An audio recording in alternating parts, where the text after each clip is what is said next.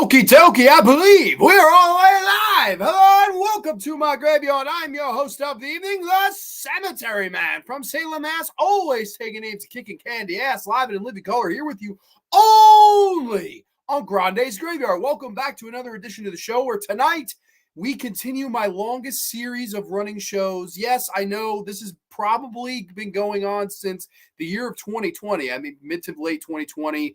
It is none other than the Video Nasties special. Yes, where I take 3 Video Nasties, I review them, I rate them, I tell you what I think about them, I tell you the history about them, and whatever else I got up my sleeve. And tonight is no exception, ladies and gents. We have not one, not two, but 3 awesome Video Nasties that we're going to discuss. Well, I don't know how awesome they are, but we'll get there. We got, of course, The Beast in Heat. I have this from Severin Releasing, which in my show prep, I did find out that the VHS media copy of this, the original UK physical media copy of this is like the holy grail of any Video Nasty VHS. It goes for about £1,200 if you are from the UK. If you're from America, that almost equates to just under $1,500. I think it's like $1,491 plus to get this movie on the original UK VHS. So a total holy grail one there. We have, of course, this one was voted in by the fans. This is a film from Aldo Lado from 1975, Night Train Murders. Last House on the Left on a Train, basically.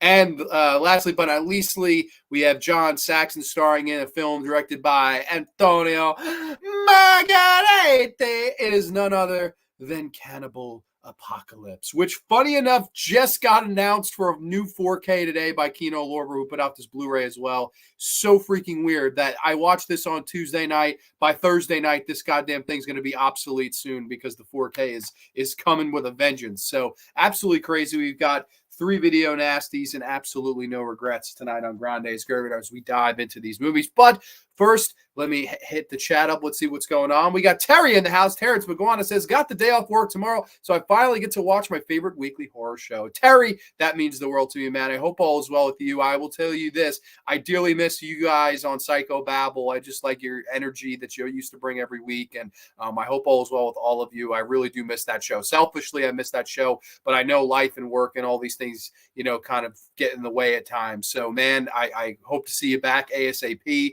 and man, I hope all is well. So Terry, hope all is well. We got AJ's Happy Fun Time channel, almost my bedtime, dude, buddy. You're going, and you got an hour advantage on me. It's only like 7:15 over there, 7:17 or whatever. So AJ, you gotta pop up some maybe some caffeine, buddy. I don't know about you, but I'm drinking the devil's drink tonight. No, I'm sorry. I'm drinking the greatest drink ever invented, a little bit of Mountain Dew tonight, Mr. Zitro. So maybe you need to pop one of them out, get some sliders, and, tuck yourself in a little bit nicely and sit back, relax, and watch Grande's Graveyard. Ciao, Grande and friends, says Miss C. Hope all is well with you.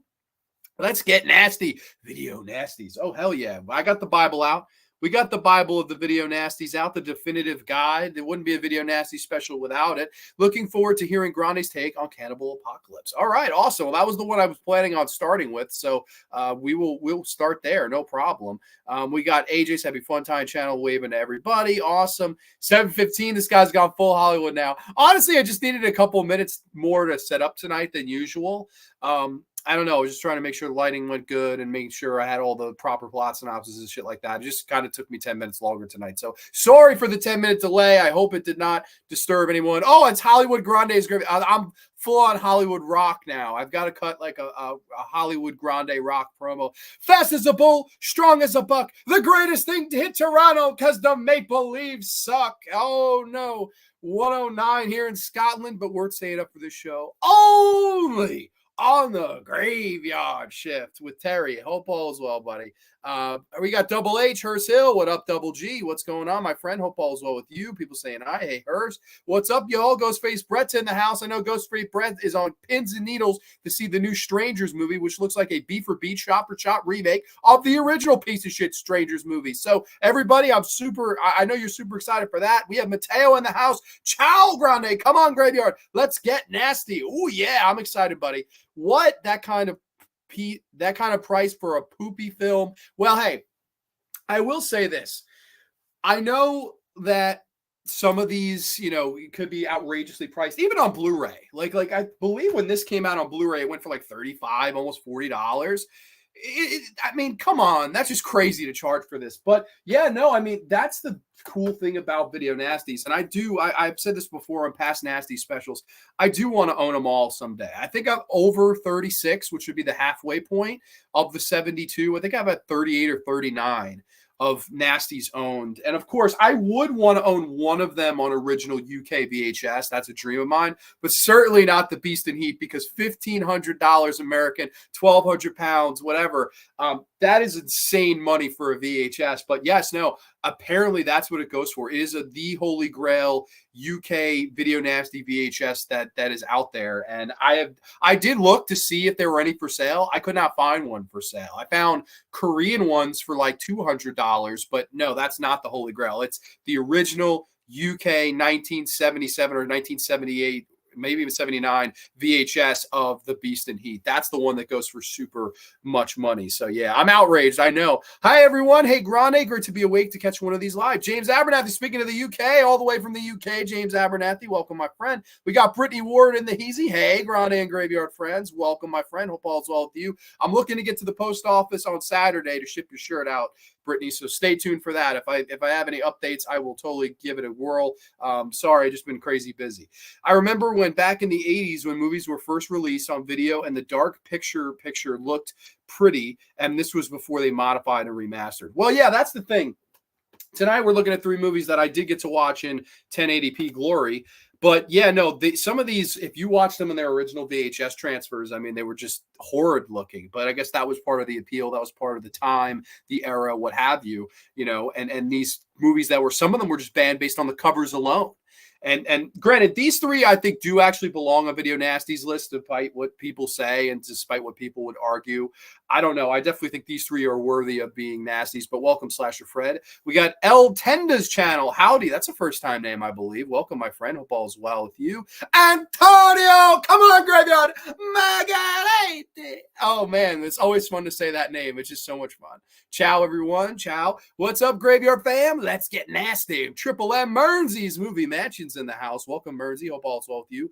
Oh, yeah. I'll go see The Strangers Chapter 1 just for Madeline Pest. Well, hey, if I'll tell you one thing. If we're going Riverdale, ladies, we got to go Camila Mendez all day, night, and fucking year long. That's one of the most beautiful women God's green earth has ever seen. Gotta love Camila Mendez. I saw she was at the premiere looking A-OK, if you will, buddy.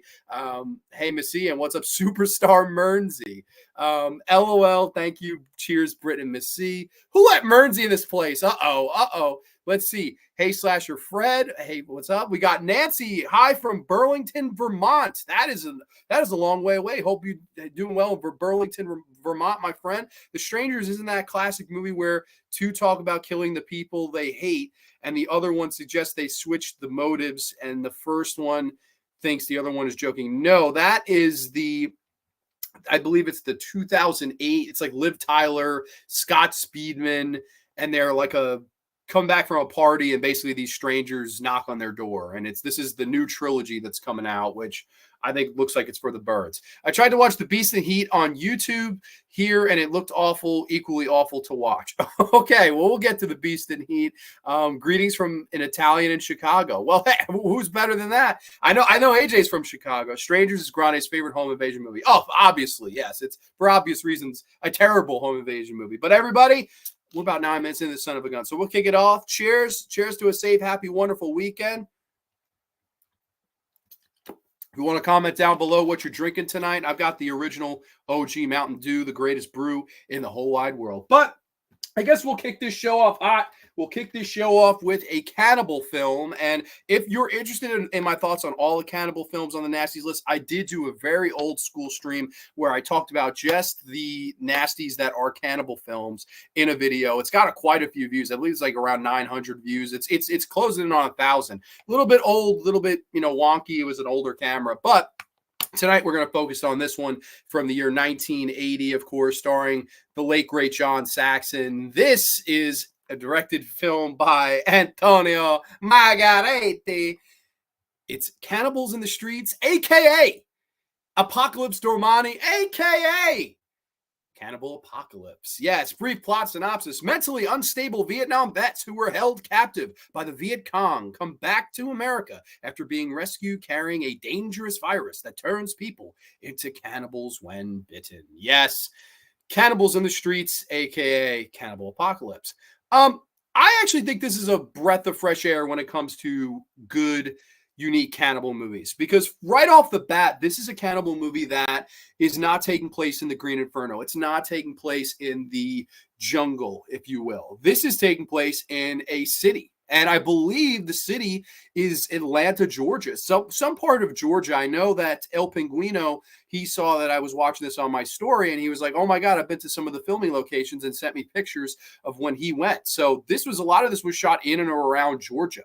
So that was a fun fact I did not know.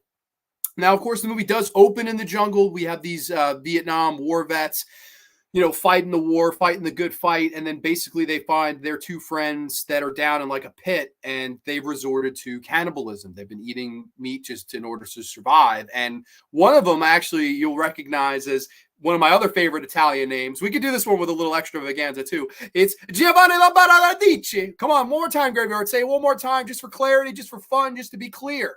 Giovanni Lombardo Radici. Giovanni Lombardo Radici, who sadly just passed away too. I think about a year ago, maybe even less than a year ago. It's so sad. I love Giovanni Lombardo Radici, and he had quite a 1980 into 1981. He worked with Lindsay and Cannibal Ferox. He works with Diodato in another video, Nasty and House on the Edge of the Park. He works with a guy by Lucio Fulci in A City of Living Dead, and gets that drill to the head. That's Giovanni Lombardo Radici, one of my all-time favorite Italian character actors. He's here as one of the main cannibals that comes back from the war and is not just suffering post-traumatic stress from the war, but is suffering from this virus within that makes him crave the thirst for blood, the thirst for human flesh. We follow John Saxon's character as he's having, haunted by these nightmares. And I thought the nightmare sequence were shot pretty well by Antonio Margheriti in this. And basically, John Saxon's having a hard time adjusting back to everyday life. He also slightly has this virus, but he's able to fight it off a little bit better than Giovanni Lombardo Radici. And basically what happens is Giovanni, one day, he's just out for a flick in the cinema. And he's watching this movie. He's watching a couple in front of him make out or whatever. And he just, the urge overcomes him. He bites this woman on the neck, runs out. And even somebody in Italian, like a great Italian accent, goes, somebody grab that son of a bitch.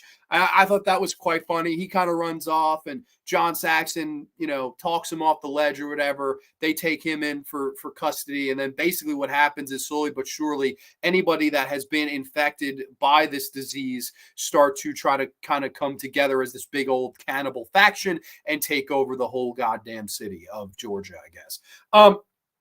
I think that's such a creative idea. It's almost like a zombie movie meeting a 28 Days Later sort of infected person's movie, meeting a cannibal movie, because these aren't cannibals that are, acting like zombies in and of the fact that like they're out of control. These are people that they have the urge. It's almost like they don't want to be doing the things that they're doing, but they just have that urge to do it.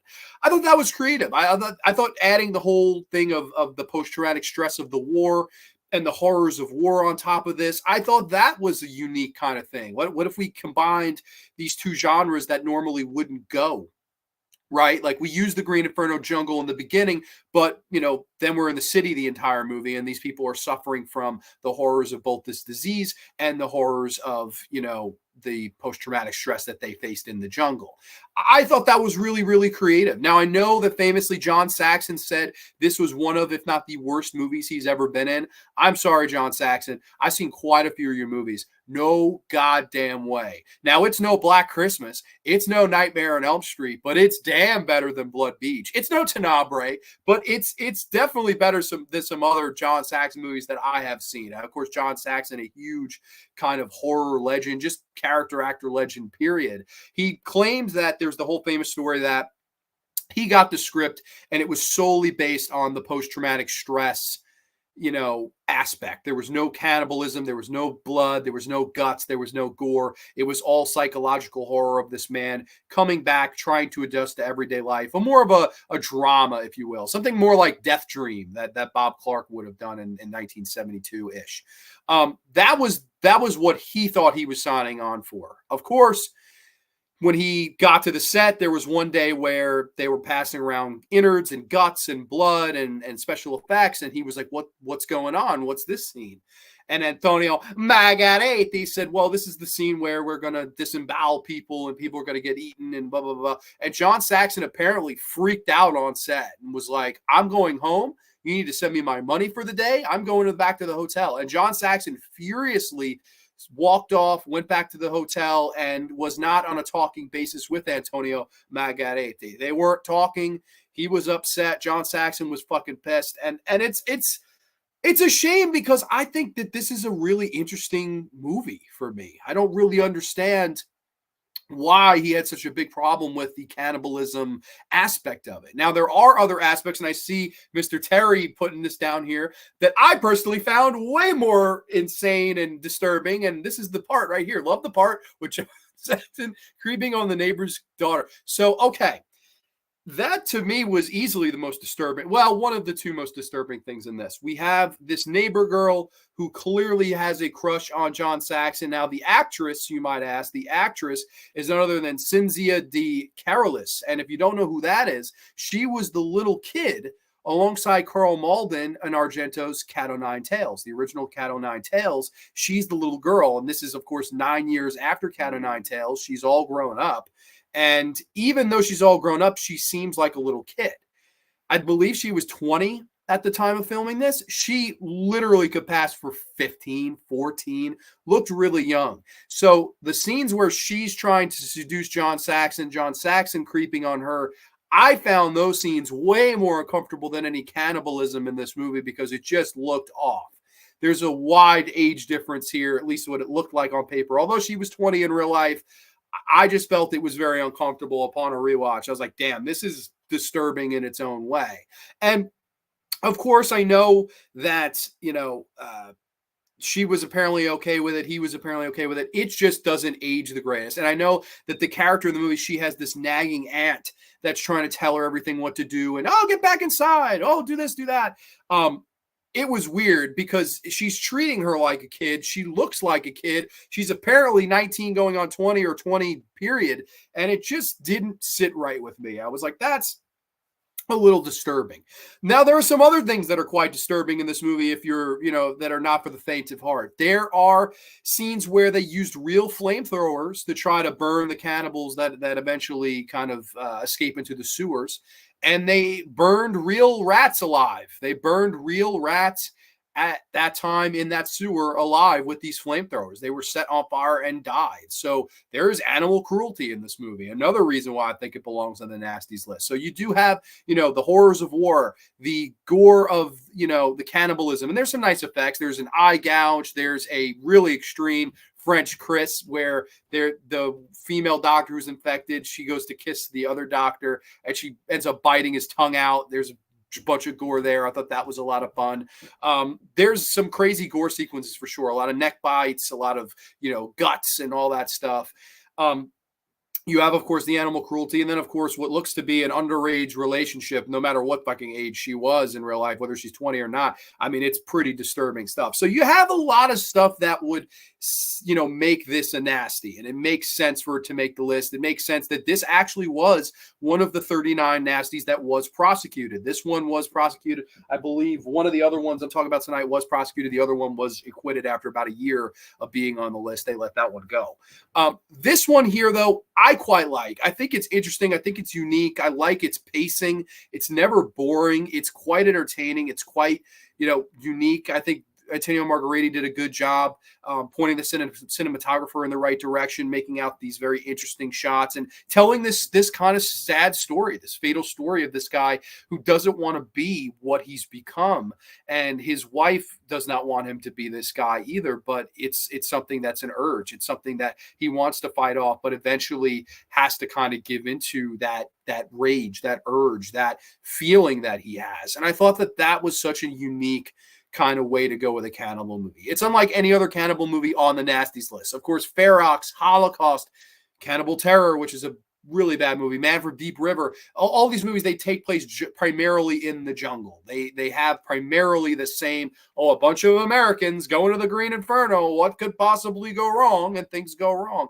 This is the total opposite. This is people coming back from the war, and I guess a horror version of the best years of our lives. That's basically what Cannibal Apocalypse is. But I like it. I definitely like it. Let's see what you guys have to say in the chat about this one, though. I'd be curious to hear your thoughts. Let me go back. I think we were here. I watched Basket Case, and whoa, drinking Pepsi in the bottle. Thank you, Grande. Double H. Hell yeah, man. I know you're excited for next week where we get into all things Tales from the Crypt Season 4. Classic. All right, so El Tenda thinks this one's a classic. Cannibal Apocalypse rocks. Love the soundtrack. I'll second that. I really like the soundtrack, too. I think this is a fun movie. I really do. I quite like this. I think it just... It's good because it's a horse of a different color. There's not a lot of movies like this. And I know famously Quentin Tarantino was a big fan of Antonio Margheriti. Of course, if you watch Inglourious Bastards, the reason I do the Antonio Margheriti, they do that in, of course, with the bear Jew in Inglourious Bastards. That's the whole Eli Roth character, Margheriti, when they're trying to get into the whole thing at the end. And you also see, if you're a fan of Once Upon a Time in Hollywood, when Rick Dalton goes off to Italy to become a film star there, one of the films you'll notice is directed by Antonio Margheriti. So really cool that he's his name has lived on, past this movie, which I know Argento has shown in, his cinema down in California. He also, of course, pays homage to him in just his latest film. So really cool. The plot of the movie kind of feels like a pre-28 Days Later because yes, exactly. I would completely agree with that. I think I even said that. And what an opening, John Saxon kicking ass. Absolutely. Love John Saxon. Just a great veteran actor. It is a shame that he hated this movie. He also claimed he never even sat down and watched the movie. He was so upset with his agent, with Margheriti, with the script. He was like, you bastards tricked me. It was a similar thing of what happened recently with Dakota Johnson and that whole Madam Web incident where she claimed that her agent tricked her and Marvel tricked her, and they said it was going to be Marvel's version of a Terminator movie with the Madam Web thing thrown in, and instead it was something completely different. So she was upset, fired her agent, switched agencies. That's basically what happened here. It wasn't on that high of a pedestal of film, but still, he felt he was tricked. He felt he was wrong. Close enough. Sure. How are you, buddy? Doing good. Did you see Anthony Choba's Sega movie? I did not, Anthony Choba, but I hope all is well with you, buddy. Sounds like something I'd watch. Creative storyline, and I love 28 Days Later. Such a good movie. I believe you can watch all of these on Tubi. If I'm not, I'm almost positive these two you can watch for free on places. I don't know if Beast and Heat is streaming anywhere. So if anyone wants to let me know, this is a week where I did have all the physical media copies, so I didn't have to look where they were streaming. For me, Antonio Margheriti is not a bad director, but not as good as Damiani. I love saying the Italian names. It's just so much fun. And Giovanni Labaradici. It just, oh God, it's so much fun. See, I don't know. Aldo Lado doesn't have as fun of a name. Aldo Lado, LOL. Damiani, the director of Amityville 2, The Possession, which is another movie I really like. Love the part where John Saxon creeping on the neighbor's daughter. Yeah, it's quite uncomfortable.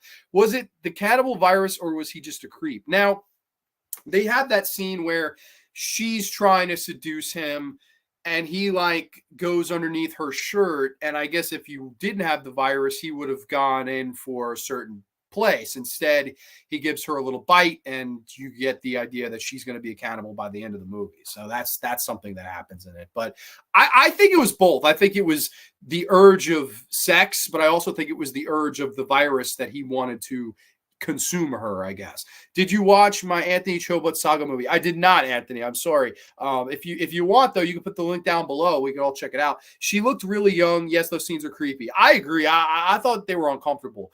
The F4K is going to look nice. Absolutely, man. The Explorer of Horror is here. Nate, welcome. Nate, my man. Sorry I can't stay long. I'll definitely check out the replay, but just wanted to say hi to everyone. Awesome, man. People saying hi to Nate. Cannibal Apocalypse is one of the few horror soundtracks that I like listening to. It's a good one. I agree. It is a good one. It's not, it's not Goblin, but it's damn good. It's fun.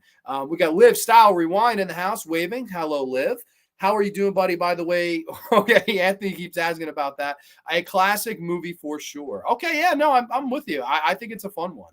Oh yeah, totally agree, buddy. It's a fresh breath of it's a fresh breath of air. Has some great gory bits and great music bits. I don't own it. That needs to change. Well, I'm sure this will plummet. And Kino always does these awesome sales. So if you want to get it for the cheap, I'm sure I would just wait and hold out. But if you're more daring, if you want to see it in 2160p, the 4K is coming out. Just got announced today.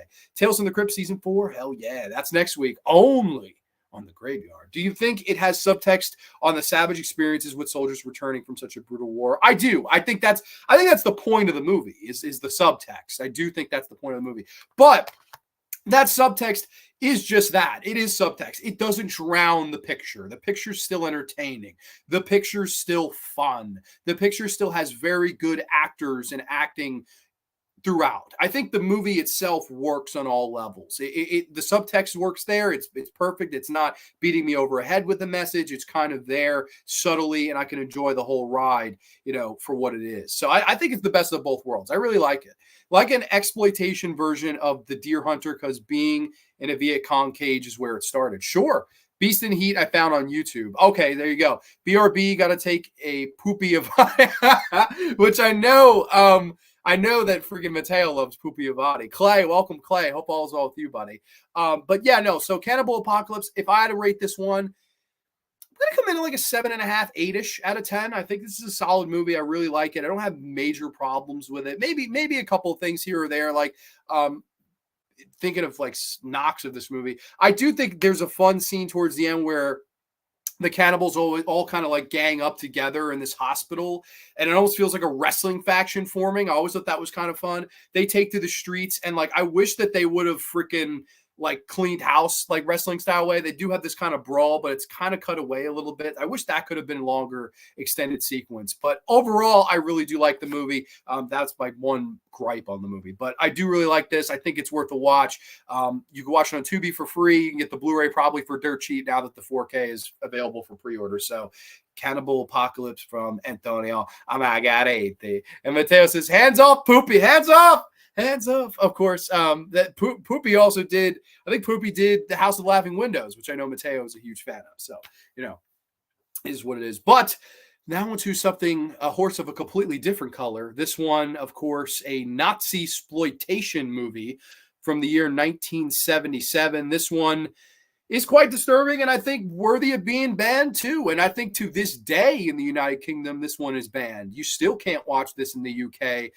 As far as I'm aware, there's no other release of it. That's maybe why that UK VHS goes for, £1,200 there, $1,500 here. It is none other than from 1977, La Bestia en Calore, aka The Beast in Heat. Yes, The Beast in Heat. Brief plot synopsis. A beautiful, nefarious senior female SS officer / doctor creates a super genetic mutant human hybrid.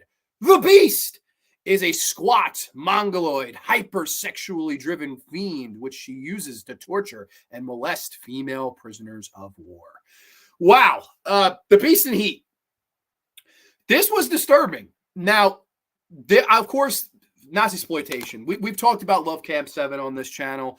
Nazisploitation is a subgenre of horror that I find quite disturbing personally. Now, I know that there are a lot of people that say these movies are generally also poorly made, and to an extent, they're not wrong. They're not genuinely greatly made. There's not a cannibal holocaust of nazisploitation. What do I mean by that? Cannibal Holocaust is the Citizen Kane of cannibal films. Whereas this, you don't have that Citizen Kane of nazisploitation. Now, you do have probably Gestapo's Last Orgy or SS Experiment Camp being a step above this. I would even say Love Camp 7 probably a step above this.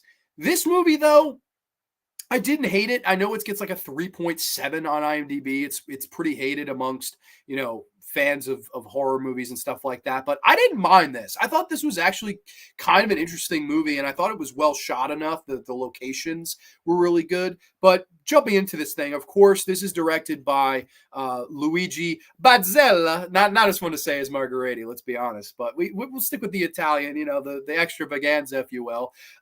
It starts off with this Nazi camp, and we're introduced to the lead Nazi lady who is just a great heel, played by Macha Magal as Dr. Ellen Kratch. She's great in this movie. She steals this movie as this ultra evil heel who is running this Nazi camp. And of course, she has created this beast that they inject with steroids, and they inject with hormone enhancers and sexual enhancers and all of these things to get it to want to, of course, procreate and have sex with these female prisoner of wars, rape them in these cages. And it's quite disturbing idea, the premise. Like they could have easily said, okay, we've created this beast as a weapon in the war. No, they've done it to basically torture these women, humiliate these women, and eventually have them procreate. Now, we don't ever see women getting past the pregnancy phase in this. We don't ever see the procreation. So that whole idea of it as to why they created this beast doesn't make much sense. And I could get why people would say, push this to the side. There's no goddamn point. I get that for sure. But I thought the idea of it was quite horrifying. And the movie in the first 5 minutes opens with, our lead woman, the Nazi camp director. She puts a woman in the cage, and we see this woman get brutally, molested by this beast in heat to the point where she dies. And that's the opening 5-10 minutes of the movie. And then, of course, we jump back and forth between that plot, the A plot, and then there's a B plot with all of these Jewish refugees that are trying to overcome the Nazis that have overtaken their village. And, of course, we kind of just jump back and forth between those two stories. Now, the B plot is actually quite interesting. There's a lot of shootouts. There's some crazy, disturbing sequences where there's a woman out for a walk in the village with her baby. And these Nazi officers, they kind of encounter her and they're giving her a hard time. There's this elderly couple that try to step in. So they gun down these elderly people. And then they just proceed to take this woman's baby and throw it up like it's a fucking football and start shooting the baby out of the sky. Like, whoa, like, holy shit. Like, the gloves have been taken off. That's the thing with nazisploitation. It knew no bounds. And I think that in a sense where a lot of this is sometimes poorly done with a, effects standpoint, I think that could rub people the wrong way. I think it could make people laugh. I think it could also do what it's intended to do, which is to offend you, which is to shock you, which is to exploit the Nazi era, and hence nazisploitation. That's basically what these movies are aiming to do. And I know there are some people that at the time, and hell, even to this day in 2024, that is too taboo of a subject for them. And I could totally understand that. I do.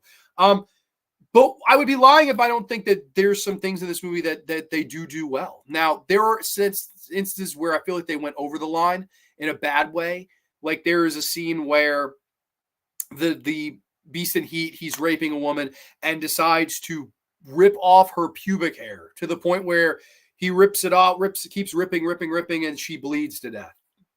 That's one of the death scenes in this movie. Like, I was like, that feels a little bit like, do we need to go there? And like, it's also very unrealistic. It's like, there's no pull, there's no struggle. It's just coming out like, paper in a notebook. It's just kind of lame. There's a scene where I thought this was, I actually laugh out loud funny. There's a lady on a table and they have these rats on her. And basically what they were just guinea pigs, and they spray painted them black. And you could tell for sure that they're guinea pigs. And she's, oh no, the rats are on me. They're spray painted black. I was like, this is so funny. I thought that was, but at the same time where there's a couple of places where they go over the line where it's cheesy, there's also instances where I thought the disturbing torture elements worked. There's a really good scene that affected the shit out of me where the Nazi woman, she's trying to seduce these 3 male prisoner of war. She's kind of walking back and forth, flaunting her stuff, saying all these things that might get them aroused. She's really wanting the one in the end to be aroused. And he won't do it. He won't give in to her, sexual demands and urges. The guy in the middle just snaps and says, please take me. He gets aroused. She kind of looks at him, smiles, and castrates him. And I thought that was disturbing. Now, they don't show the castration, but that was an idea where I thought you didn't go over the line because it was heavily implied, and I still very much got what you were going for. I still thought it was disturbing. She was just trying to mentally get them aroused, something they probably haven't felt in a while, being prisoners of war, and then, of course, off with the head. I mean, that I thought was effective horror. There's some interesting sequences where you'll have a guy, he's drowning, and they have him kind of on this pulley machine. He's going in and out of the water head first. That was disturbing.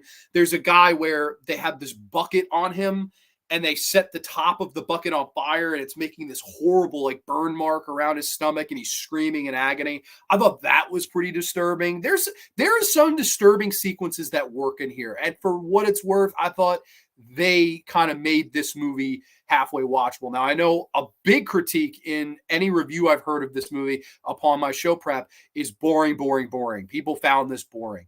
I didn't really find it boring. I wasn't bored. I didn't look at my phone at all. I was pretty invested in the movie. I didn't think it was terrible. Now, there are some sequences where it could be pretty poorly made. What do I mean by that? We'll jump back and forth with the refugees, and they'll splice in this horrible stock footage, which you could clearly tell was from 20, 30 years ago of the Nazi army. You'll see is from, other wars, shit like that. They'll intersplice all of this other footage in there to kind of pad the runtime, and that really hurt the movie because you're like, wow, it might as well have been black and white footage because you could clearly tell it was not shot by that same crew at that same time. You could just clearly tell that. So that stuff, I mean, I can personally laugh at it, but I could see somebody going, that's cheap, that's terrible, that's wrong. I totally get both sides. But I don't know. I thought it kind of had a bad movie, B movie charm to it in a way. I don't know. I thought it was enjoyable enough. The movie, though, does kind of all build to this whole culmination of this evil lady in the Nazi camp. And of course, the refugees kind of coming to save these prisoners of wars. We're building to that crescendo. And my biggest knock on the movie is this finale. Not in idea, because idea-wise, I thought it was done right. But in execution, I wanted so much more exploitation. And what do I mean by that? Basically, the prisoners of war, they're being tortured in all these ways I've been telling you. The refugees, they kind of come in, they clean house until they get to the lady that's running the whole thing. And they have her deadlocked in the sights. They have the guns pointed on her. She puts her hands up. And instead of shooting her down, they open up the cage for the beast. And the beast kind of grabs her in. And I personally thought, here you have a chance to give that ultimately evil character the perfect comeuppance. She's killed by her own creation. Frankenstein is destroyed by his monster. All these things, like that was the story I felt we were building up to here. And I thought could have been paid out so well if she got that gratuitous, over the top, exploitative death. And I wanted that. I was on the couch cheering for it. Unfortunately, we get a very tame final death for the final boss, if you will. I didn't really like the way that she was killed off. Basically, she starts to get raped, molested, taken advantage of, what have you. And then they decide to shoot her down before it's done or before it's really taken place or started. I felt that she should have just been absolutely destroyed by the beast. And then once he's done, maybe she has a gasp of life left, and then they killed him dead. I know it's a little nitpick. I know it's a little critique, but man, I wanted that big over-the-top nazisploitation death scene there for this evil character that also had it coming. And they didn't go that route. And I felt that was the biggest knock I had on this movie. Had that delivered, had that final death scene delivered, I would have said this is a really, really good nazisploitation movie. With that said, it's not the best made. It looks nice. The locations are nice. The colors really pop if you do have it in 1080p. The locations and stuff, that stuff looks nice. The effects are cheesy. The beast itself is kind of funny to look at. He's grunting and dancing and shit. If they remade it today, I guess it would have to be Brock Lesnar. They put Brock Lesnar in the fucking cage, and he could be the Beast and he'd, the Beast, the Conqueror, Brock Lesnar. That would be if they remade it today in the States. But let's see what you'll have to say about this one. Let me go back to comments. I think we were right here. A wrestling faction of cannibals. LOL, man, I have missed this show so much. That's kind of the feeling I got from this movie. Like, they all kind of just embrace and look at each other, and there's no words said. It just feels like the forming of a major heel faction that's like, we're gonna fucking eat these motherfuckers. I don't know. Maybe it's just my own brain. I don't know, but I thought that was what it was kind of feeling. We get a neutered beat here, Beast. Sort of, yeah. Sounds like 70s soft porn. There are aspects that are like a 70s soft porn. I mean, it's a 70s porn if the guys, has sideburns and kind of, yeah, they do here. And that's quite gross to look at if I'm being perfectly honest. It's like, mow that lawn, brother. Lucky Brits, I wish I hadn't watched it. It's disturbing and laughably bad. I almost had a Miss C rant. It is laughably bad in some ways, but I thought laughably bad laughing with it as opposed to at it at times. But there are times where you laugh at it too. Like there's no doubt. Some of the dubbing in it, I don't know. I kind of had B-movie fun with it, but I can understand people saying it's a utter piece of shit. Although I don't think it's even close to being one of the worst Nasties. Not even in the ballpark of the bottom 10. Like the Cannibal Terror makes this movie look like Citizen Kane, like Boogeyman 2, Delirium, all movies that are way worse than this. And even though Unhinged might be a better movie subjectively, this is more entertaining than Unhinged. I would say that. What about the Night Porter and Salon Kitty? Are they not in the high end of nazisploitation movies? I don't know. Is it like I wouldn't say that. I mean, I like those movies, but are they like, I don't think nazisploitation really has that I know I've seen nazisploitation documentaries where they'll mention Salo. And I'm like, Salo is about fascism. Salo is not necessarily nazisploitation. There are elements there, but I don't think that is necessarily a nazisploitation movie. That is more about the horrors of fascism. That's what that movie was going for. So I don't know. I never got, and of course, speaking of poopy Avati, there's poopy eating in that. So cheers to that shit. Literally. There was a fake movie trailer in Grindhouse movie called Werewolf Women of the SS, which of course was a nod to movies like this, was a nod to, SS Experiment Camp and Lisa She-Wolf of the SS. Yes, the Rob Zombie one, he should have made a feature version. That would have been awesome. Oh Lord. Oh no, what did I say? What part was that with the baby? The baby part is awesome. There have been movies where the Nazis have been portrayed as funny characters, like the 1940 classic movie The Dictator with Charlie Chaplin, also Mel Brooks' movie debut, The Producers. Springtime for Hitler in Germany. One of my all-time favorite comedies is The Producers. You can't beat Gene Wilder. You can't beat Zero Mastel and the middle finger thing. For my money, The Producers is a top 10 comedy ever made. Love it. My favorite Mel Brooks movie. I know Blazing Saddles gets love. I love Young Frankenstein, but for me, The Producers is the best there is. Hitler survived the war and ended up hard rock zombies playing himself. Okay. This sounds amazing. Yeah, Mersey would love this. I don't have one fucking doubt that if I watch this with Mearnsey, we would have a good time. It's B-movie fun. It really is. I know it. Like, I'm reading people say bottom 5 nasty, one of the worst. I'm like, I don't even think in the ballpark of being one of the worst. Like, I've seen a majority. I think I've seen close to all of the Nasties. I think there's maybe 3 or 4 I haven't seen.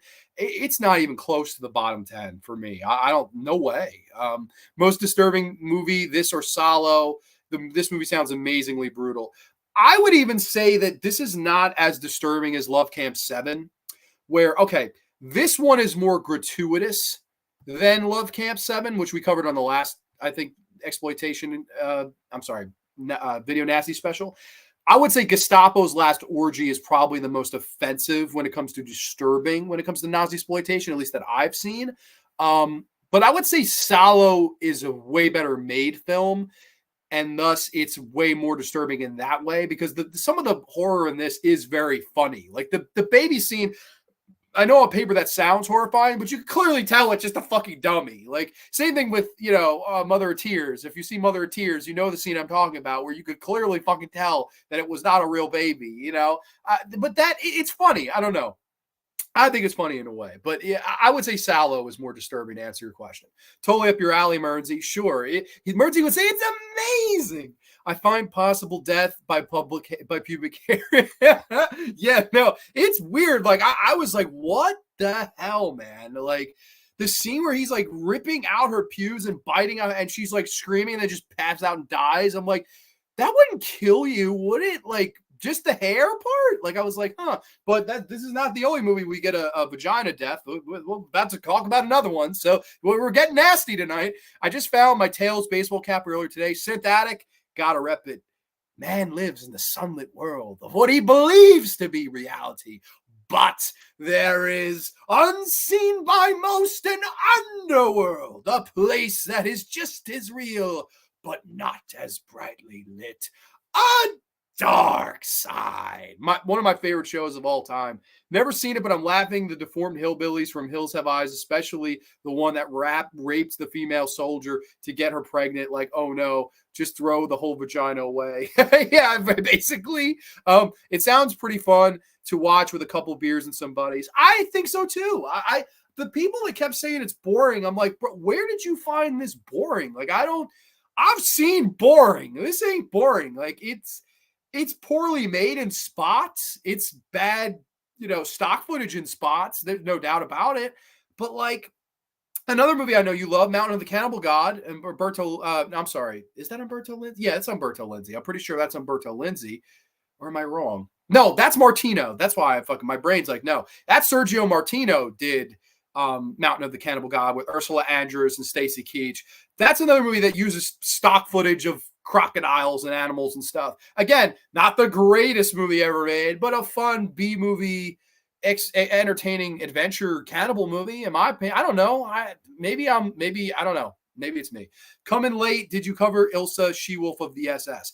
That I did not cover. Tonight we are covering these three movies: Beast and Heat, which we're on right now. Of course, next the Night Train Murders, also Late Night Trains, Last Stop at the Night Train. They have 100 different titles for this, almost like Living Dead at the Manchester Morgue, a.k.a. Let Sleeping Corpses Lie, a.k.a. Don't Open the Window. And we also covered this one already, Cannibal Apocalypse. I have not done a nazisploitation specific show, but if people are wanting that, I mean, I would be open to do it. There's still two Nasties in the nazisploitation umbrella that I haven't discussed, which is SS Experiment Camp and, of course, Gestapo's Last Orgy. Then we would need a glass of wine to make it through. Yeah, no, for sure. I could totally understand that. We got Ginger Ninja in the house. How's it going, everybody? Welcome, Ginger Ninja. Hope all is well with you. What was the worst nasty you've seen? Wow. It's 3 movies come to mind. Cannibal Terror is the worst cannibal movie I've ever seen in my life. There's no worse cannibal movie I think is offensively fucking bad. Like, there's a scene I know I could literally know Murdsy's gonna laugh at this. I fucking know it's coming. There's a scene where they're pretending to chop up a human, and what they did was they put a dead pig in a pair of human jeans and then cut up the pig for real. That's Cannibal Terror for you. If there's, it is horrible fucking movie. I can see Murdsy going, yeah, put those fucking Wranglers on him, Grande. I just know his humor. That's a horrible movie. Boogeyman 2 is one of the biggest pieces of shit of all time. Oli Lamel joint. Oli Lamel sucks anyway. Boogeyman 1 sucks anyway, even though there's a $50 4K for Vincent out there, which you should not invest $50, and you're better off wiping your ass with $5, $10 bills and then going to the pay window, if you will. That one comes to mind. Delirium is, you want to talk about boring. Delirium is way more boring than that. I mean, you can fall asleep 4 times. We'll try to get through Delirium, which is like an hour and 27 minutes. Joe Mama's in the house. Hey, my man. What's up, Joe Mama? Hope all's well with you. Bloodsucking Freaks is disturbing but funny. I want a director screening with Joel M. Reed. You went? No way. That is so crazy. You went to a screening with the director there.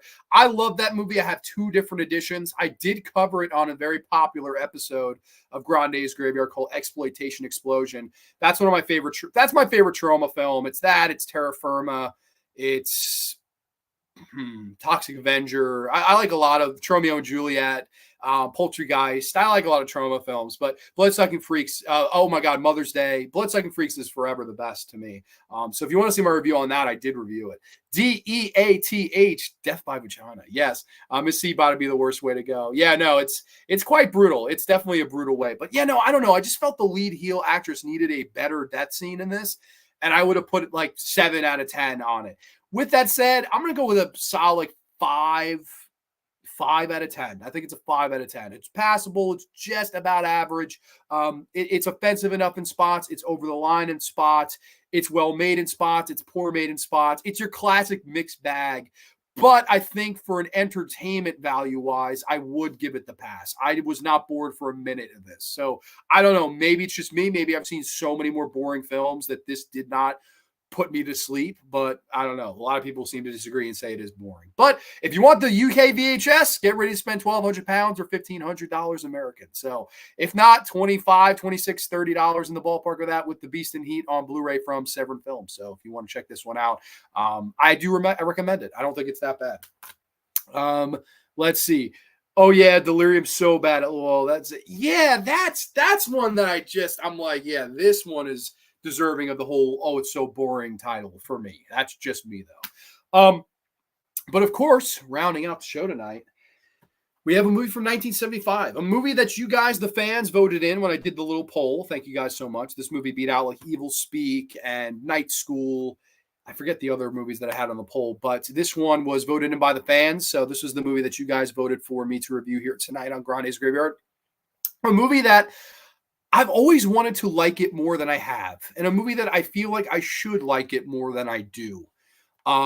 But that is a film from, of course, 1975, of course, directed by the late Aldo Lado. This is Night Train Murders, a.k.a. Late Night Trains, a.k.a. Last Stop at the Night Train. So many different alternate titles. But one brief plot synopsis. A pair of psychotic hoodlums and an equally demented nymphomaniac woman terrorize two young girls on a train trip home from Germany to Italy on Christmas Eve. Yes, the Night Train Murders. Basically what this is The Last House on the Left, but it was made by Italians and primarily took place on a train.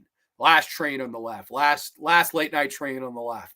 It's basically what it is. Now, I know Aldo Lado has famously, again and again and again, all the way up till his dying day, said, I never saw Last House on the Left. Aldo Lado, I'm sorry. I have to say this. You're full of fucking shit. You were full of shit when you said it the first time. You were full of shit when you said it the last time. There is no way, and I mean no way, that he did not see the original Last House on the Left. And I know that a few months ago, Subjective Perspective Collective, Dirk, had me on his channel. It was me, him, and the Creepy Kentuckian from Dead Pit. We defended Last House on the Left, and then they had three other people. It was like a 6-man tag saying that this movie was better. That is what it is. If you think this movie's better, that's totally fine. That's cool. If you do actually feel that way, please tell me why in the comments.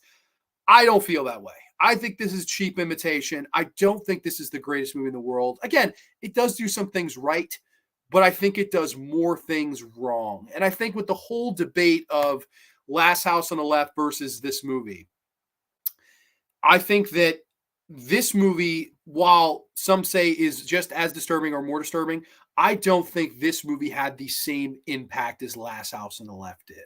I think Last House on the Left had a much stronger presence vibe and struck a much deeper nerve than this movie, Night Train Murders, did. That's just my opinion. If you disagree, you disagree. Well, we will review the movie, though. Basically, what it starts off, two girls, they're in Germany. They're talking about, boys. They're talking about similar stuff they're talking about in The Last House on the Left. They're in Germany, and they're going home to Italy to meet one of the girls' parents for Christmas Eve dinner and Christmas. They get on the train.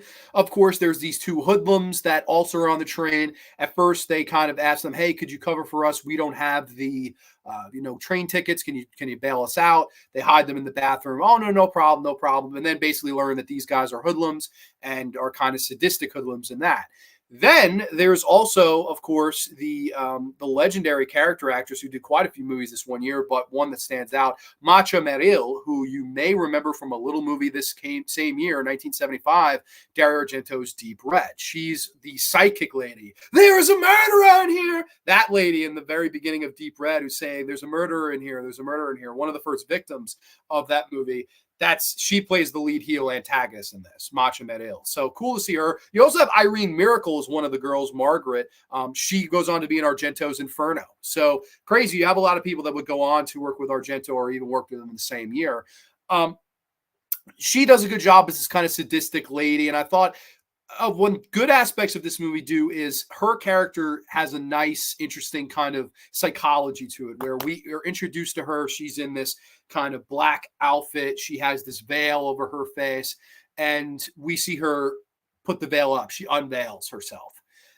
And from that point on, she's this sadistic nympho that we think is going to get taken advantage of by one of the hoodlums in the bathroom. Instead, she kind of comes on to him in this kind of disturbing scene where, whoa, we thought we were going to get a rape scene where this woman was not wanting it. Instead, she really wants it. She's really sadistic and into all these things. Very similar to the Jeremy Rain character from Last House on the Left. Very similar. Piss your pants. Very similar character, just getting off on all this weird sadistic shit. She's really the most evil thing in the movie.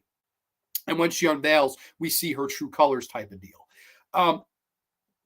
Basically, the train they get off the first train, they get on another train that's kind of more old, run down. It's lit by candles. And then this trio kind of goes in there and they start to brutally torture these women on their ride home to their parents. It's disturbing. There's no doubt it's disturbing. And although plays with the colors quite effectively, there's an interesting scene where they blow out the candles and the entire cart turns blue. It's a very blue film, very, very interesting with the scope and look of the movie. That worked. I liked the look. I thought that was interesting. Okay, we're on a train. This is cold. This is literally blue, how cold it is. And these women are, of course, raped. They are tortured. They are cut. They are beaten. It's disturbing. It's not for the faint of heart, as old Jim Ross would say. It's not for the faint of heart. It's not. It's disturbing. It is. There's no doubt.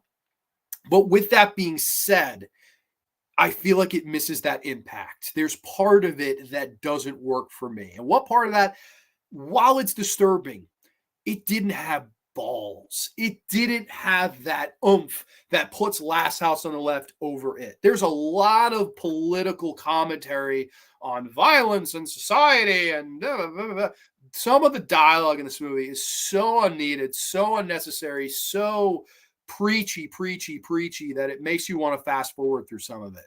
That is the part of this I really don't like. And there's other parts of it too. Now, while they are, torturing one of the girls, there's a peeping Tom voyeur that's peeking in. They invite this guy in and they say, oh, go ahead, have your way with her. And this random fucking stranger just decides, yeah, fuck it, I'll rape this girl in front of everybody. Like, that I felt was just so out of place, totally unrealistic. You have your main villains, you have the lead of the villains. Why is this random voyeur just brought in to rape this lady? I thought that was so weird, random. And like, if you're going to do something like that, that's a very like personal decision. You don't just fucking get egged on by three strangers on a fucking train that's blue lit. I thought that was weird. That entire sequence didn't work. And they're playing a score by the legendary Ennio Morricone, who I love. I would say Ennio Morricone is the great, one of the best film composers ever. He's one of the best, if not the best. I did not like the score here. I didn't. It's a very harmonical type of score where this girl's getting raped and tortured and cut and beat, and it's a harmonica score. Like what? Like it just didn't go. And I know that there are people, the Last House on the Left, the David Hess music, it throws me off. The clown music's terrible. The song where they're singing the characters, Indian Wazos, Junkie and Dad, out for the day with the Collingwood brew. That stuff that people go up in arms. Oh my God, it ruins the tone of the picture. Dude, I'm sorry, but if they like playing a harmonica score during a fucking molestation scene, I thought that was out of place. I thought that took me out of the movie. That like it's disturbing, but it's like, what the hell? This would have been more effective with no music than playing a harmonica score over it. Just didn't work. Didn't care for the score in this. And I love Ennio, but I just did not feel. I feel like this is a movie he tried to experiment with, and the experiment failed. It happens sometimes, that you don't get to be the greatest or one of the greats without a couple of experimental failures. And I think this, from a score standpoint, was weak from Ennio Morricone. Just my opinion. With that being said, there's this weird scene where they want to rape one of the girls and she's a virgin, and he can't break her hymen. Crazy. Can't break her hymen, so he just decides, I'll cut it open with a fucking switchblade. Perfectly logical.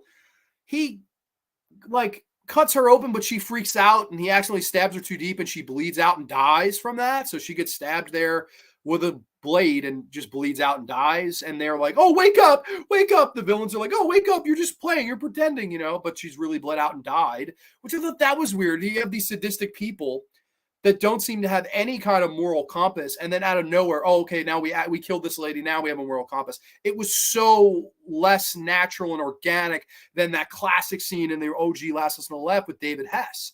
Now you're all alone. That scene where he gets up and he's picking the grass off of him, and Jeremy Renner and Fred Lincoln are looking at him, and it's like, what the hell did we just do? And of course, Mary Collingwood walks off into the water, just defeated and given up, and he shoots her dead in the water. It's that moment where her womanhood is taken away from her forever. She is still alive physically, but she was dead in that water, literally, and she gets shot down and killed. That was so much more impactful than I couldn't break her hymen, bro. Oh, I accidentally cut her too deep, bro. Oh, wake up, sis, wake up. I just didn't like that. Like, where are your balls? Come on, Aldo, where are your fucking balls? Where are your cojones? I didn't like that, man. That just, it irks me because he had something here. This movie has a better style. It's more competently made. There's more money here. You can clearly fucking tell that Aldo knew what he was doing. He was coming from a background of Gialli. Of course, I see Matteo mentioned the movie, the first Gialli he did. You know, coming from that and bringing that type of style to a movie that's a rape, revenge, exploitative type of film, I liked that. I thought that was an interesting thing to bring to the table for this type of film. Now, it works in some ways, but it doesn't in others. It really doesn't in others because I feel like, I don't know, it's just such a mixed bag for me. It's missing something type of movie. But before we continue this review, let me go back to the comments. I've neglected you all for far too long. I tend to go on these little rants. Sorry, guys. Where were we? I think we were here. Wow, it's a Christmas horror movie. Yes, it is. Takes place on Christmas Eve. The hoodlums do beat up a department store Santa. Right in the opening, 10 minutes, they kind of rob this department store Santa who doesn't have 2 nickels to rub together. So they rob him for no fucking reason. I think that's what makes train thriller movies so iconic is that they're on a train. There's no escape. I agree with that. Slasher Fred, that's a big reason why I was saying before, I would think I'd like this more. And I want to like this more. It's because I like train setting. I like train horror movies. But one of my favorite episode of this show is The Last Car. I love The Last Car. The last, when you're in a tunnel, we'll know. I love The Last Car. One of my favorite horror stories that's ever been told is that. And Last House on the Left is probably my top 10 horror movies ever made. So you think that setting, style of a giallo, Last House on the Left, how could you possibly go wrong? And it just didn't work. I really do believe it missing balls. And I do think also sometimes too much of a good thing don't mix. And what do I mean by that? Let's say you got a gumbo. Let's say you got steak, you got eggs, you got shrimp, you've got parm, you've got bacon cheeseburger, you've got fries, you've got a vanilla sundae, you've got mussels, you've got crabs, you've got whatever fucking food you want to put in this gumbo. All those things are good individually, but when put together, it may not taste that good. It may taste like shit. And some of this does taste like shit to me. It's a little bit overrated in my opinion. Over a 6, considered one of the best Nasties, considered one of the best Last House on the Left knocks. I don't see that. I really don't. I would watch Last House on the Beach before I'd watch this again with Fleur de Balkan. I like that movie more. Now it's better than shit like Chaos. It's better than that shit. There's no doubt. But I would take I Spit in Your Grave over this. I would take Thriller, A Cruel Picture over this, aka They Call Her One Eye. I think there's a lot of better rape revenge movies out there than this. But I don't know. Maybe it's just me. I'm curious to hear what you guys have to say. Brittany says, true Slasher Fred, so scary and claustrophobic. I agree. And that was Aldo's big thing. He really wanted that blue light to create this very claustrophobic, tense atmosphere, and it works. That part of it works for sure. We got Alpha in the house, Alpha Romero. That's like debating Hell of the Living Dead versus Dawn of the Dead. Hey, Grande. Absolutely, man. Absolutely. Alpha Romero, throw it up. One of my favorite train movies is the Hitchcock classic, The Lady Vanishes, because the movie, the conspirators try to convince a young woman that she was imagining talking to an elderly lady. Okay. Terry says, love The Lady Vanishes. Aldo Lotto debut with a very good giallo called Short Night of the Glass Dolls and Ennio Morricone music score. Yeah, I know he and Morricone were good friends. They worked a lot together. And I actually have seen that. It's been a long time, Mateo. It's not one of the 25 we covered on that giallo special we did together. But that's one I would revisit because especially with this fresh in the brain now, I would like to revisit that movie someday down the road. And of course, R.I.P. Aldo. Alpha saying hi. That movie, Terrence, was inspired by urban legend about disappearing hotel room where a girl and her sick mother check into where the room and her mother vanish. That's awesome. Very creepy. You ever see Star Wars ripoff Humanoid? Ennio does the score. I believe, if I'm not mistaken, that's also directed by Aldo Lotto. That's I believe that's Aldo Lotto's film is Humanoid, which is apparently has a big cult following for being like a so bad it's good movie, but I've not seen it. Last House on the Left is far better. I agree. I don't see it really being close. Now, I know on that stream I did the 6-man tag stream where it was 3 for Last House, 3 for Night Train. They said, oh, it's better made. Oh, you got Morricone. Oh, the blue lighting style, okay, yeah, you want to say that, but I don't think it left near the impact. I think impact is the most important thing when you're going for an exploitative film. You want to feel the impact. That's the whole fucking point. And like this, you feel a little bit, but it's just not quite there for me. Yes, I have Terrence great music. Damn, this movie does sound nasty. All right. It is. It's definitely nasty. All 3 of these I can see, which funny enough, I said before that 2 of these were prosecuted. These 2 were prosecuted. I believe Beast and Heat to this day, you cannot get it in the UK unless it's that original VHS. This one was only on the Video Nasties list for about a year. And it got its final uncut release, I believe, in 2008 by Shameless, if I'm not mistaken. I believe I read that. Shameless finally put this thing out uncut in 2008, and I picked up the Blu-ray in a really, really awesome sale by MVD, I believe. Blue Underground put this out. Awesome transfer. It looks really good.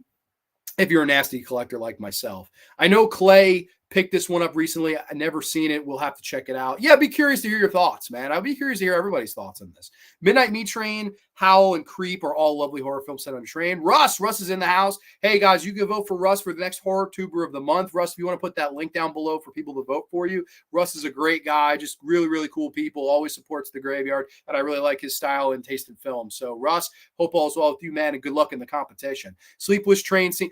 Oh, you want to talk about one of the greatest film openings ever. It's Argento's Sleepless on that train. And I know that he and the producer argued every fucking day after the movie. The producer said, we should have ended with that. And Argento said, oh, well, it was a good hook. And they argued and butted heads on that movie for the longest time. But, man, in my opinion, it's great no matter if it's at the beginning or the end. That scene is just great, period. I don't care if it's in the middle. That's just a great scene. Definitely Midnight Meat Train and Howl. Loved Howl. Howl was interesting movie for sure. I have the bootleg somewhere of that. And Midnight Meat Train I actually thought was really underrated. I like Clive Barker and Bradley Cooper. I liked the movie too. Oh, Howl was a lot of fun, underrated. Grande, do you like I Spit in Your Grave movies? LOL. I like the original a lot. I think the remake is one of the better remakes. I like the remake. I liked Sarah Butler. I thought she did a capable job in that role. I thought she was good. I thought it by the end becomes Saw, we'll put Rodney Eastman in the pool and he has to do planks to stay away from the acid. And we'll put this one guy and wrap a fish hook around his eyes. We'll tie a shotgun to the sheriff's ass, and if the retarded man gets up, it'll blow the sheriff's ass away. Like, just very odd with the way they decided to fill out the scenes. Like, it felt very much like Saw is popular. The Saw train is rolling. Let's hop on the caboose type of deal with that remake. But it's not poor. The sequel to the remake, I didn't like at all. Although I know Rusty today actually put up a video of movies like this and put the sequel over. So Rusty loves it. There's an audience for it. I hated that movie. I thought it was exploitation and gratuity, all for the wrong reasons. Whereas I Spit in Your Grave 3, I thought was kind of fun. That was like a rape group revenge movie where she goes to this like rape therapy and like some of the victims tell their stories and she goes and gets the people that committed the crimes. And then I Spit in Your Grave Deja Vu, I couldn't get through. I turned it off about an hour and a half in, and I think I lost about 4 brain cells watching that. So yeah, definitely stay away from Deja Vu. Fax Mergy love werewolves, people saying hi to one another. Terrence saying, where can he vote for you? Honestly, I have no clue. Didn't know I was nominated for anything. Oh, shit. Well, there you go. I broke the news to him. I voted for you. Throw mama from the train was pretty frightening. Okay. They're so surprised to me. I have no self-esteem. So shocking, in my opinion. Dude, you're the man. Don't worry about it. But yes, let me get back to this now. That I've neglected to chat for a little bit. But with that being said, these are the things I do think are positive. Now, okay, one girl gets the hymen kill, the death to the cooch. The other one goes in the bathroom and decides, I'm just going to jump off the train to try to get away from these guys. Weird. She takes a jump off a moving train and just eats rock. Really odd scene to me. I know people have said, oh, that was really, she wanted to end her own life. That was her saying control. I thought it was just stupid personally. I didn't really understand that at all. With that being said, though, she dies from that. And then, of course, they get to their destination. The girl's parents are there to pick her up. One of the villains is like hurt. And, you're a doctor, right? Can you take a look at her? They contrivedly take them in, and they find out that they're the ones that killed their kid. And then basically the revenge plays out. And it's I didn't like the revenge. I just thought it was so weak. The one guy's a heroin addict, just like, the crew's son in the original Last House on the Left. He ODs him and then stabs the fuck out of him with like a medical pole. One of them he shoots with a shotgun. And then the lady who deserves the biggest death of the entire movie, the unveiling lady, she says, oh, I was forced into doing this, blah, blah, blah. I couldn't handle it, blah, blah, blah. And then she basically tricks them and puts the veil back on. And that was all those whole point where, when she took the veil up, you saw her true evil, sadistic, nymphomaniac, sadistic colors. And then when the veil comes down, oh, I wasn't involved. I had no choice. Okay. Lame. Just lame. I didn't like the revenge element at all. I didn't think it worked. I didn't really feel the performances by the parents. I didn't feel as gutted for them as I did, and of course the OG Last House on the Left. This is the thing too with this. You could talk about the original Last House on the Left without talking about this. I feel you can't talk about this without mentioning Last House on the Left. It's just so like such a copy, and in my opinion, kind of a poor one at that. I don't know. Of these three movies we're talking about here tonight, this is probably my least favorite one. Now, from a well-made standpoint, it probably is the best stylish-wise. But I don't know, just never really did it for me. Maybe it's too much of a good thing.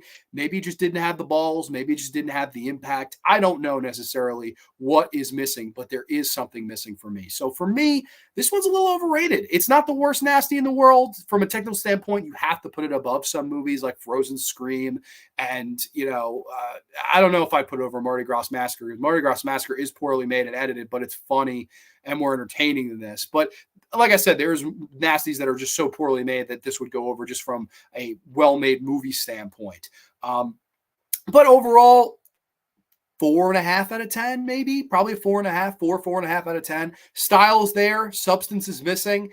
Acting is average to about average. I don't know, just kind of middle of the road nasty for me. So late night trains, night train murders, last stop in the night train, whatever the hell you want to call it, last house on the night train. For me is like a 4.5 out of 10 for me. Let's see. I think we were here. Got to run. Work calling. Have a great day. Ginger Ninja. Hope all's well with you, buddy. Have a great weekend, my friend. Bye, Ginger. People saying bye. I always find these R&R movies, the revenge part is always silly. One of the reasons I'm not a fan of Last House, or not a big fan of Last House. I understand that. I personally like this style of movie generally. And I think maybe what happened with this too is like I thought I'd love this. Like video nasty, shot like a giallo, on a train, like it just checked off every box until I saw the movie. And I think I was just grossly disappointed. Maybe I went in with too high of expectations. I've learned that maybe sometimes you go in with expectations on the floor and you'll be surprised. This was when I went in with expectations and kind of was let down. And upon a rewatch for show prep, still kind of feel the same way. I thought maybe, through a few years later, through a different four eyes, I would like it more. I still don't. I still think it's kind of below average for me, but that's just me. So these were the three nasties of the evening. Of course, Cannibal Apocalypse, which I quite like. This is actually probably the best of the movies I watched this week. Beast in Heat, which again goes for crazy money on the UK VHS, and Night Train Murders. So yeah, that's the 3 movies we're reviewing tonight. Yeah, have to do Vengeance in Your Bones and 1500s Morality about revenge to really love revenge films. LOL. Yeah, I like revenge films a lot. Generally, I mean, there's a lot of even bad ones I generally will get into. Like I like Miss 45. I don't know. There's a lot. I kind of agree with that. Savage Streets, Linda Blair joint. I always really liked that. And it's also, of course, because it's directed by Danny Steinman, who did Friday the 13th Part 5, which I always really love Danny Steinman. So that's a cool one. We got a couple minutes. If you guys want to talk video nasties or anything, I'll chill for 15 minutes or so if you guys want. If not, we can call it a show. We could go on to next week. Now, next week, I will give, I guess, a brief show preview of that. We'll be talking all things Tales from the Crypt. Tales from the Crypt season number 4. So I'm very excited for that. It has some of my favorite episodes on it. I won't say which ones, but it has some really good ones. I'm actually interested to revisit it because I did revisit season 3. And while I still like season 3, I still feel like season 2 is probably the best season so far of Tales from the Crypt. But season 4, we'll see upon a rewatch what I think. So I'm very much looking forward to that. Savage Streets is a lot of fun. Dude, the soundtrack, Linda Blair, just so 1980s. I really enjoy that for sure. Let's Chill, LMAO. Hers throwing these up. I put my top 5 of the original Nasties list in your community tab as you requested if you didn't see them. I did see them and I did reply, my friend. Cannibal Man is a fantastic choice. I'm very happy it made your list. I used to collect the OG VHS Nasties, but sold them back in the 2010 due to needing the cash. Wow. Which one did you own, man? Which ones did you own? That's so cute. I like a big thing for me is I want to one day own all the video nasties. Like I really, really want to. I have like over half of them now.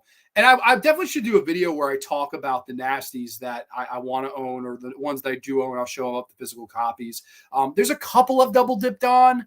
Like I think I have more than one copy of House on the Edge of the Park. I know I have more than one copy of Last House. I think I have a few copies of Evil Dead. Like some of the bigger nasties I have multiple copies of. I have Tenebrae. I have Inferno. I have a lot of video nasties, but man, I don't know. Just one day I'd love to own all of them, but I do have to have one of them in the collection that is an original UK VHS. Like I think that's part of the fun when it comes to collecting them. Like, normal people, normal nerds, they have Pokemon cards. I have the video nasties. It's like, well, one thing in my physical media collection, I really want to just have them all one day, even though, they're few and far between some of them to get in like an actual release. I know the Boogeyman 2 VHS will probably put me out of a few $100s. And that movie is arguably the worst nasty. So go figure.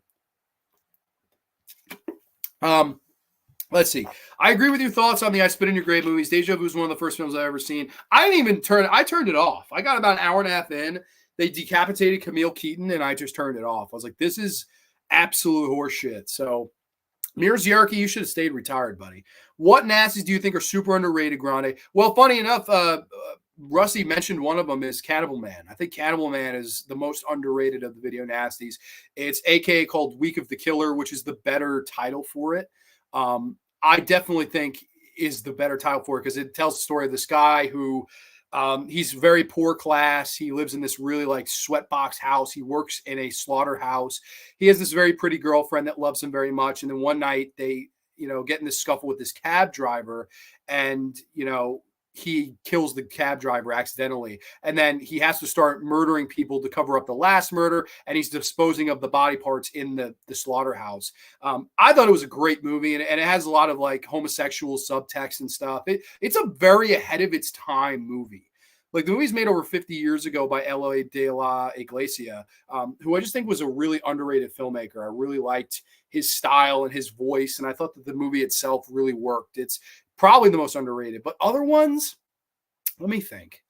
Other underrated nasties, that ones that I think you should totally. Evil Speak is definitely one of them. Horrors of Bullying, Clint Howard. I did put that up there to vote for. That's one I always really liked. I guess I'm gonna have to pull up the list now, Mernsy. I'll try to give you a couple more, but I want to get the video nasties list up so this way I'm not forgetting any of them. Let me bring up the list and we'll take a ghouly gander at ones that I might think are Flesh for Frankenstein. Totally, I've covered that one though.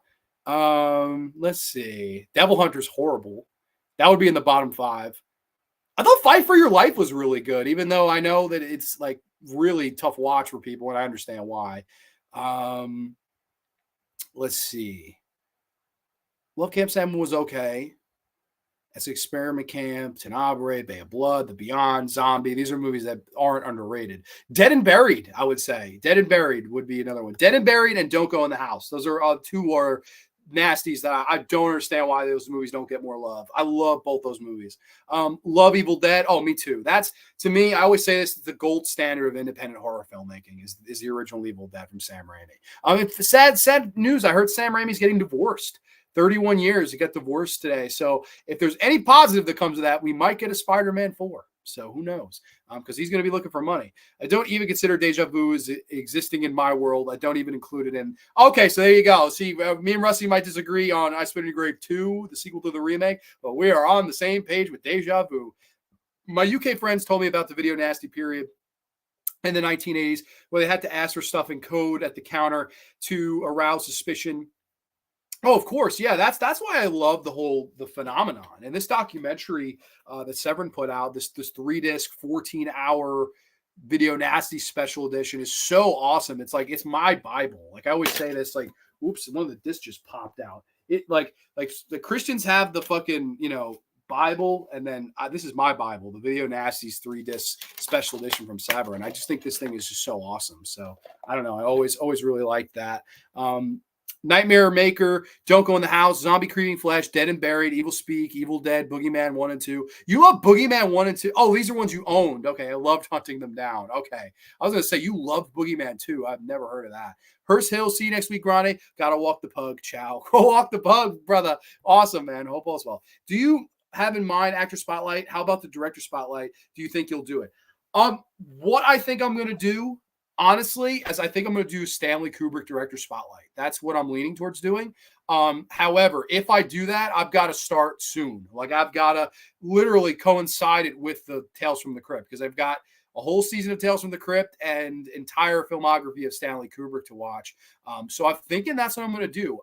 Unless people have actors they really want to see me cover, I could see, but right now I think just to shake it up, a director spotlight would be fun. And then Kubrick would be a fun one to do because these are movies that most people have seen. They're very widely released and known, especially from like Strangelove on. I feel like everyone's seen those movies from Strangelove on.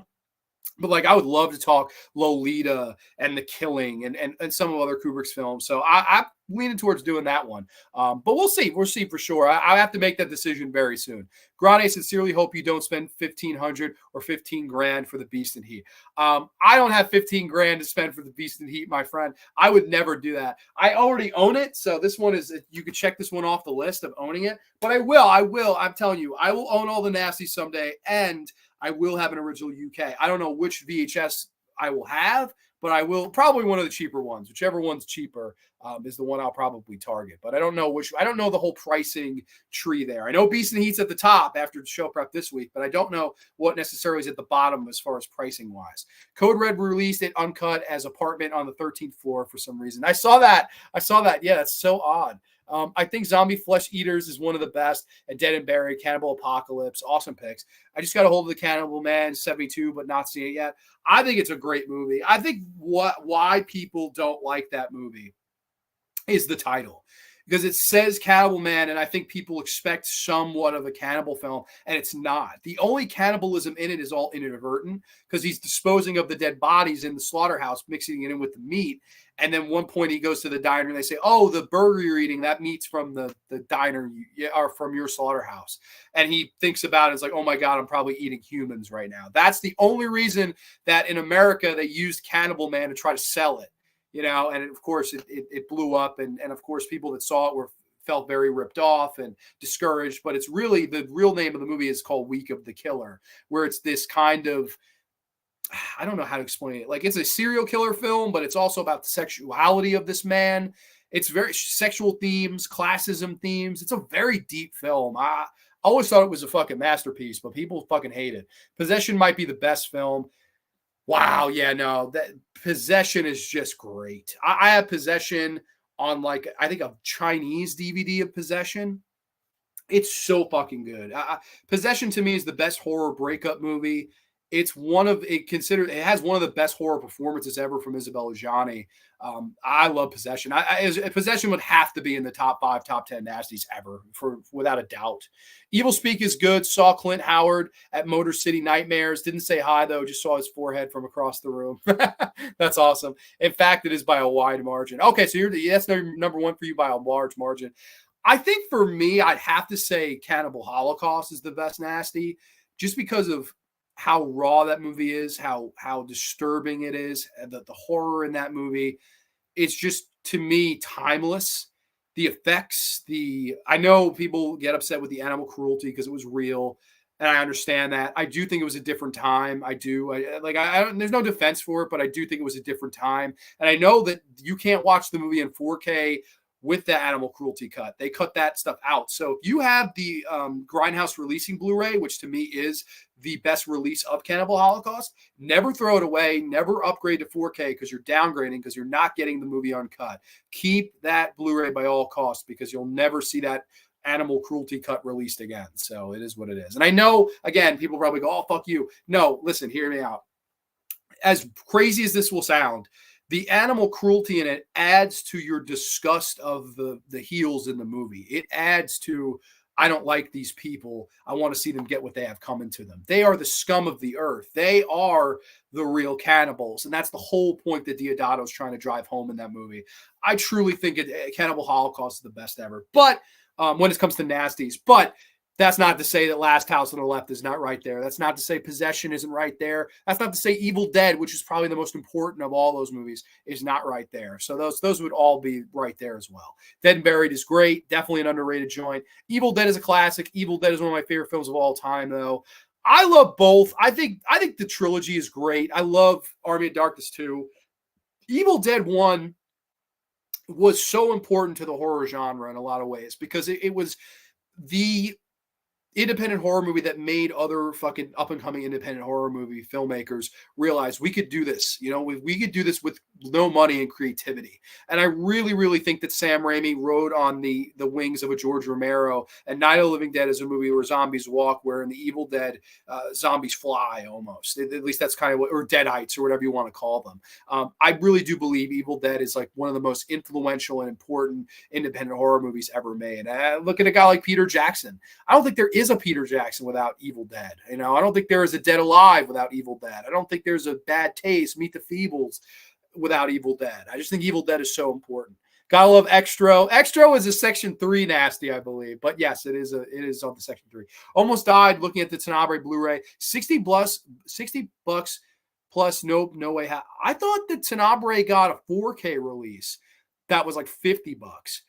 Is the Blu-ray at a print? I have the Blu-ray. I did not know that went for $60, because if it is, I would sell the Blu-ray for $60 and buy the 4K. I did not know that that Blu-ray is at a print, unless you're talking about the 4K that was $60 at a time. I'm not willing to pay that much. I'm not generally either. I'm trying to think, have I ever dropped that much? I think the most I ever spent on a Blu-ray was, funny enough, another Argento film, was that Four Flies in Grey Velvet.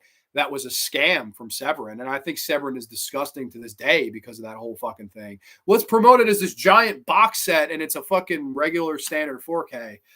I don't know. And then, it's only available this weekend, but we'll sell it over the table for $90. Alfa Romero is my witness. They offered him for $90 to him. And I said to Alfa, I said, if I was with you, I would have powerbombed through a table. And then hopefully Alfa would have got up and hit a elbow off the top rafter at the Living Dead weekend.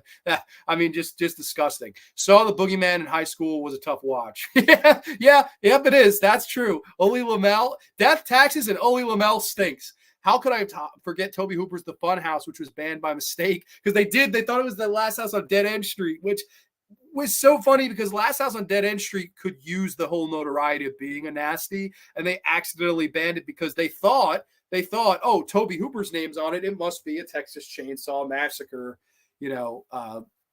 like movie. And The Fun House is anything but. The Fun House is a really fun movie. I always like The Fun House. I think it's a really good looking film. Brittany says, good night, Grande. Got to go. Night graveyard. Looking forward to my shirt. Take an awesome pic. Awesome. I'm going to try to get to the post office first thing Saturday morning and get your shirt out to you. So I will totally message you when I do. Spielberg's son started a horror film I'm going to do next. Honeydew. Freaked me out. Damn near nasty itself, but so psychotronic. Good. Okay. Very interesting. Only it threw me a heart. Thank you so much, my friend. I appreciate that. Rusty, you should get Piggy. Yeah, probably will. I think you'd like Piggy up your alley. Awesome show, my friend. Only. Absolutely. As the video store horror sci-fi guy, I usually steered people away from the Funhouse. Hooper did better. I don't know if Hooper did much better. I really don't. Maybe of movies that are better than the Funhouse. Salem's Lot, maybe Life Force. That's the only two movies that come to mind that to me are better than the Funhouse for Toby's career. I love the Funhouse scene with the hooker is pure genius. Oh yeah, he's getting a hand job from the gypsy, and the whole fucking movie pretty much takes place. Synth personally loved the Funhouse. I do too. Evil Dead is a landmark film. Totally agree. Always keep the old cuts. The newer releases are often our director cuts or other edits. Dawn of the Dead 78 is a perfect example, except for the fancy 4K box set. Man, I'll tell you one thing. If I had a region-free player so I could watch the features, I would have got that. Although I am hearing murmurings that it will come out in the United States as a 4K big box special edition. I will see it when I believe it, because Richard Rubenstein is not going to let go of those rights too easily. I don't know. I think it was a 4K. There was a couple different ones. Okay, so yeah, no, there's no way that Blu-ray would go for that much. I'm thinking you saw the 4K. Which I could see being like the limited edition going for $60. That would make sense to me. I'm gonna have to pop 40 plus to get Nail Gun Massacre and Bloody Mama. I just can't wait any longer. They'll be the two most expensive I've gotten when I do. LOL. Well, hey man, you got to treat yourself, right? I hate the monster in the Fun House and some of the performances. Okay, that's fair enough. They really were trying to cut you a deal. Yeah, they were trying to cut you a deal, brother. They're trying to cut your wallet off, bro. That is $90. We'll give you $90. You're pulling my arm. You're getting a deal. You're getting a scheme. Oh my God, what a disgrace. I swear to you, I saw that table earlier in the day and I saw it and I went, what is the deal? And, just teasing the guy. But I didn't ask what price. And then fucking saw Alpha the next day. He's like, yeah, man, they offered me for $90. I'm like, $90? I would have fucking blew up. I would have cut a promo on them. I'm so glad that didn't happen, because that would have been an awkward first encounter about, hey, buddy, nice to meet you. Fuck you, motherfucker, Severin. That would have been funny. Alpha would have been like scared of me for life. Texas Chainsaw 2 is fun stuff from Toby Hooper. Great Savini work. Okay, I would personally take the Funhouse over Texas Chainsaw 2, but that's fair enough. But everybody, we've been out this about an hour and a half. I guess we'll call it a night. Everybody, thank you so much for tuning in. If you've seen any of the three illustrious nasties that we talked about here tonight and you're catching the replay, comment down below and let me know what you think of them. If you have any overrated or underrated nasties that you want to mention to me, that you maybe have some thoughts on, please let me do. I've done 6 other episodes on this, not including this one. So if you are wondering, have you reviewed this nasty or that nasty, take a look. I put it on a big playlist so you can check it out. And next week, it's going to be Tales from the Crypt Season 4 review. So I'm looking very much forward to that. Part of why I like the Funhouse is a monster reminds me of Jason Voorhees. Interesting. Cut a promo. Now, it was a great show. Thank you. Only throwing out the onlys. Amazing show. Best wishes to everyone. Terry, thank you so much for staying up, man. That is so nice of you. Thank you so much, and I hope all is well. Thanks for the fun. Good stuff. By all Synthetic. Thank you so much. All right, guys. That's it. That's it for tonight. Thank you for getting nasty with me, and we will catch you next time. Only on the Graveyard. Too sweet peace. Good night, everybody. Have a great, wonderful, safe, happy weekend.